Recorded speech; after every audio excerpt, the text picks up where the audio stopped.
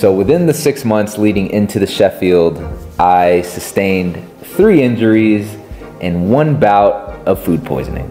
I had a back injury that I sustained towards the end of January, and I had a pec tendon issue in February.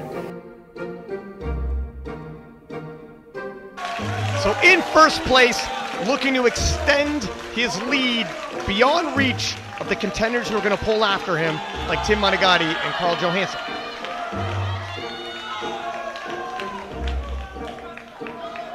Said it before, but I gotta say it again. This is a very important lift for Taylor. He absolutely needs it. He's very vulnerable if he doesn't hit this. Because if he doesn't hit this, then Calais only needs 327 to go past. Yeah, he'll load up.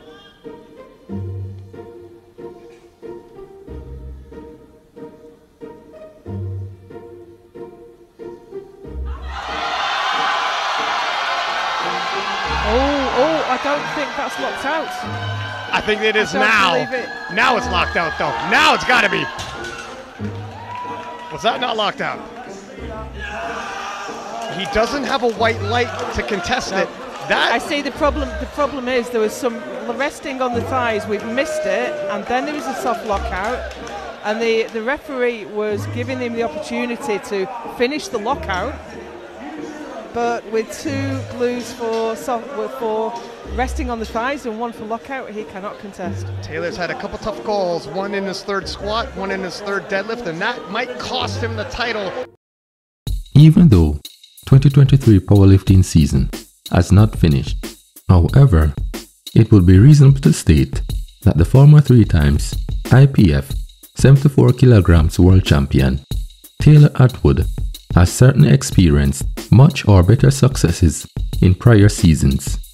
At the recent IPF World Classic Championships, Taylor experienced his first arguable defeat since 2017, wherein which the once commanding figure finished with a championship total of 777.5 kilograms, beaten by a respective marginal difference of 0.32% of the winning championship total of 780 kilograms, which was arguably one of the biggest upset within the history of the championships and or even the sport as a whole, ultimately achieving a bronze medal for the first time in the athlete's sporting career.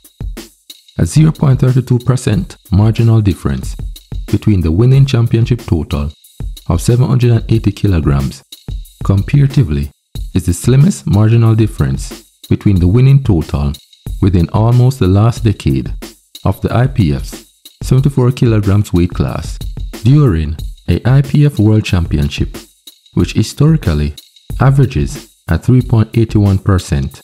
Taylor initially entered the championship as the first pick, in relative contrast to 2022 season, wherein which Taylor was trailing behind Australia's Leonardo Sacreta by a percentile of 0.34%.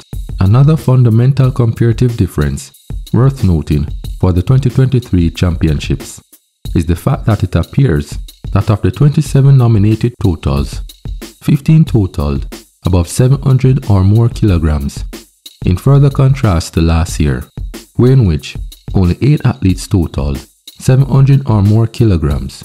Historically, between 2016 to 2022, on average, 5 of the athletes had a nominated total in the region of the highlighted 700 kilograms or more.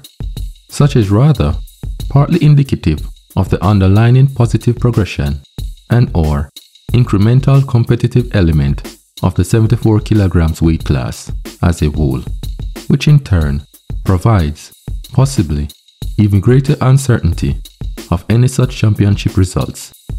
Taylor further entered the championship with a best seasonal total of 777.5 kilograms, alongside an historical regression ranging between a percentile of 0.71 to 12.64% in direct comparison to both the current reigning IPF world champion, Calais Johansson, who doesn't have a history of a regressive total or totals, and New Zealand's silver medalist Timothy Monagatti, who, as a 74 kilograms athlete, has a historical regression of 2.64%, 10% below Taylor's regressive top end of 12.64%.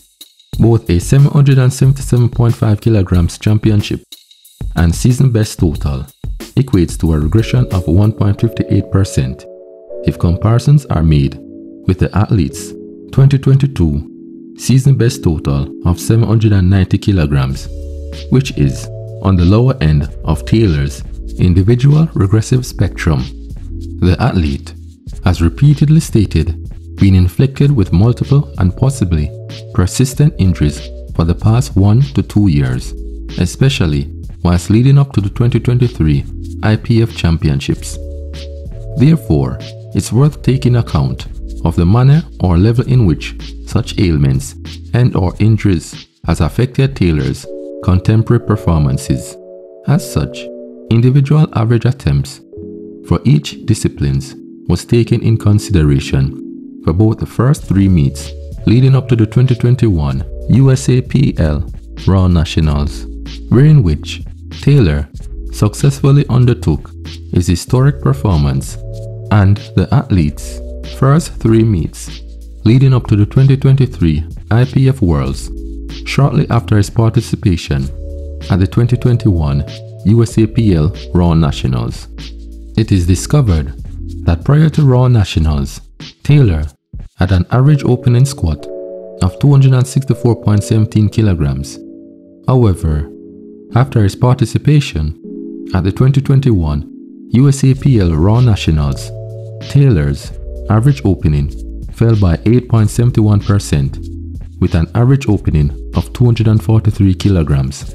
The second average squat attempt prior to Raw Nationals stood at 277.17 kilograms, decreasing by 7.43% with a second average attempt of 258 kilograms, whilst the third average attempt stood at 287 kilograms prior to Raw Nationals. However, post-Raw Nationals, the average third squat attempt fell by 5.51% with an average attempt of 272 kilograms. Comparatively, at the 2023 IPF World, Taylor increased his opening squat by 4.08% with an opening of 255 kilograms in comparison to last year's 245 kilograms, including being 4.94% or 12 kilograms above the stated 243 kilograms average. His second attempt of 270 kilograms is relatively 2.86% above his 2022 IPF World attempt of 262.5 kilograms, whilst being 4.65% or 12 kilograms above the mentioned second attempt average of 258 kilograms. Even though, controversially, his third squat attempt of 277.5 kilograms was deemed unsuccessful or no lift by the judges, which ultimately relegated the defending champion to 4th position behind New Zealand's Timothy Monagatti, squat of 283.5 kilograms, Italy's Dennis Fastelli with a squat of 277.5 kilograms, and Japan's Yoki, squat of 272.5 kilograms. It is rather apparent that lack of strength wasn't a factor at hand. On the outset, even with the highlighted retrospective decline, Taylor's initial lead advantage stood at 3.05% above Kelly, whom was the third pick with a total of 754.5 kilograms, and 6.14% above Timothy, who was a 6th pick at a nominated total of 732.5 kilograms.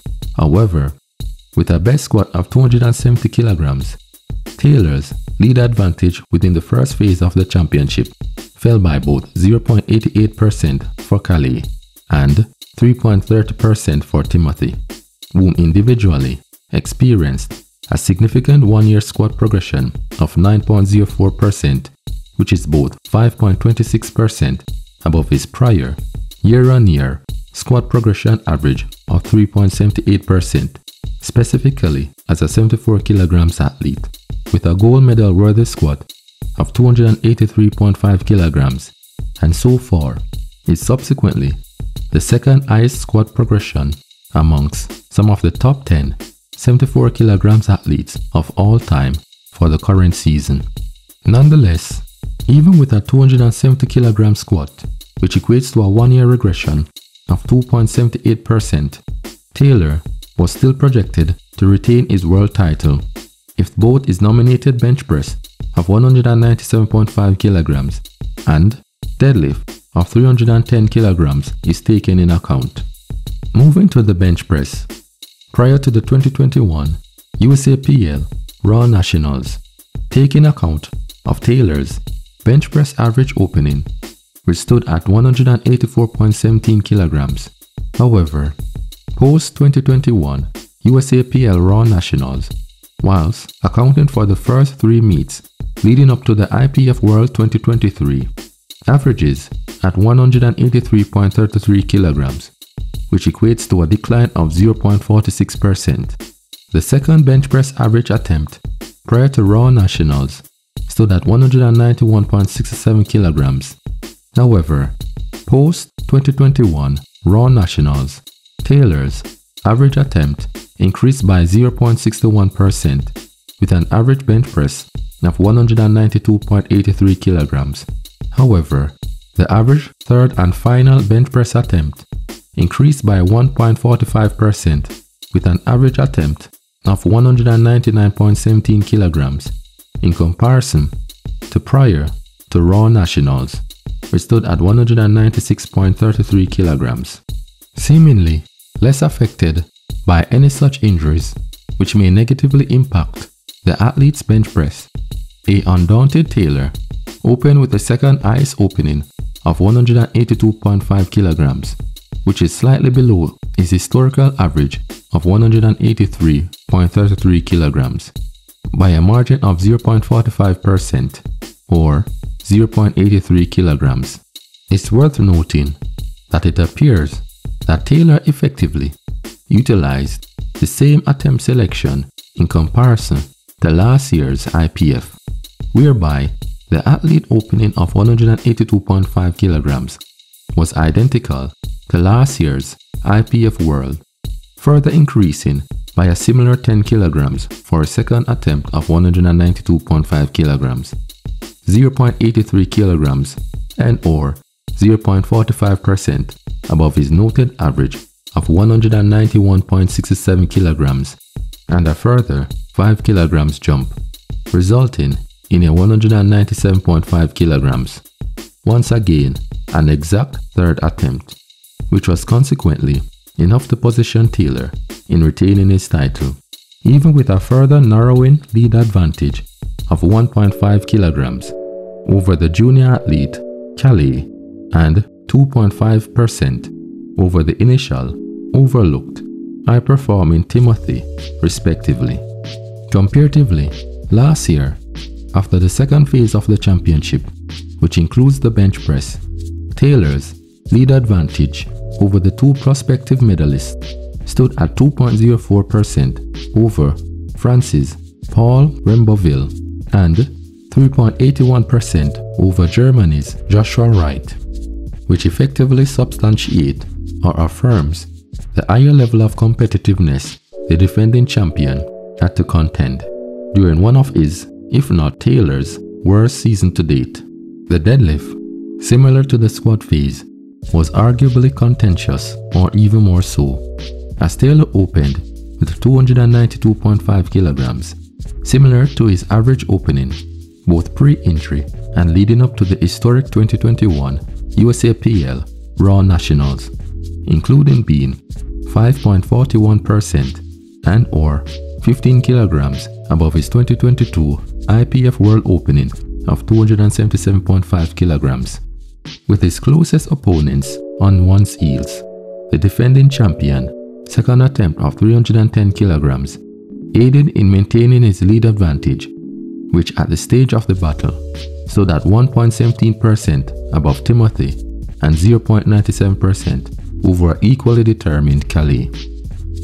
Therefore, with such a slim marginal difference, there embeds a higher degree of uncertainty. As such, everything rested on the final attempt of the championship.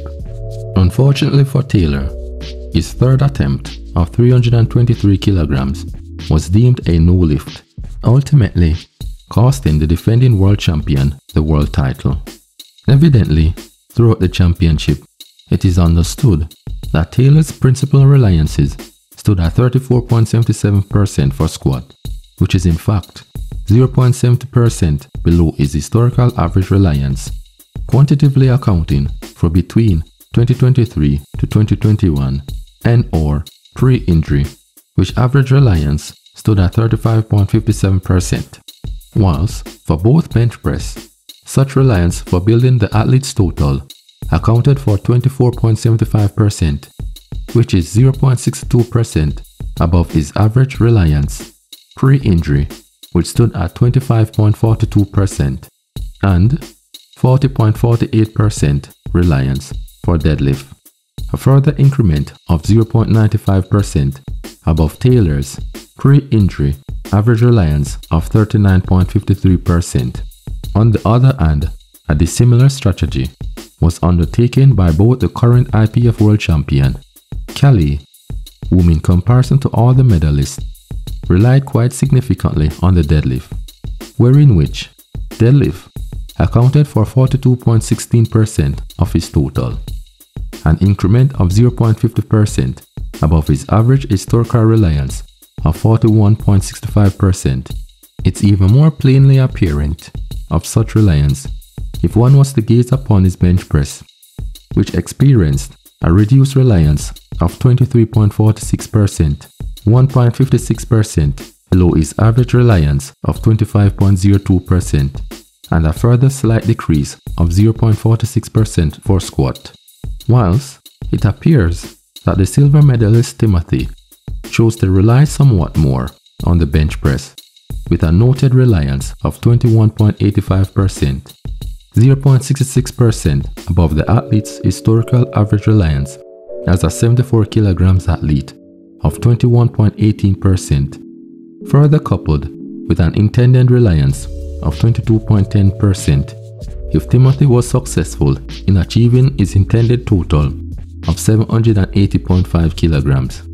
It is understandable that due to Taylor's sustaining injury, seemingly to remain competitive, priority was increasingly shifted towards both bench press and deadlift, in aim of possibly mitigating the worsening of Taylor's injury. However, in such instances, may place the athlete in a frail position if competing with the caliber of competition Taylor had to battle at the recent IPF World.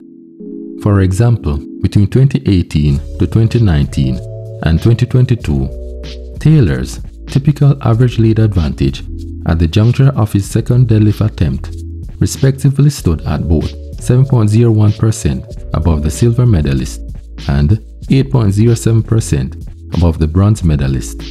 However, at the 2023 IPF World, which I believe I stated earlier, Taylor's lead advantage at the similar juncture of the battle stood at 0.97% above Calais and 1.17% above Timothy.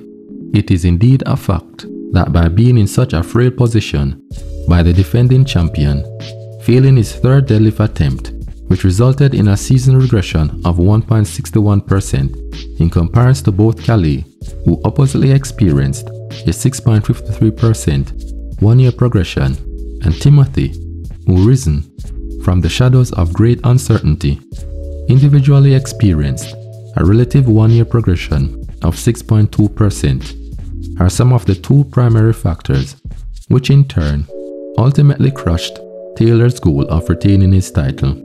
But is it the end of an era for Taylor? We have most recently seen his prior squat world record of 303 kilograms beaten by Austin Perkins, whom appears determined enough to also break Taylor's total world record of 838.5 kilograms. However, what is certain is the former IPF world champion exemplified an innate characteristic of a true champion who is willing to fight to the very last, no matter the circumstances.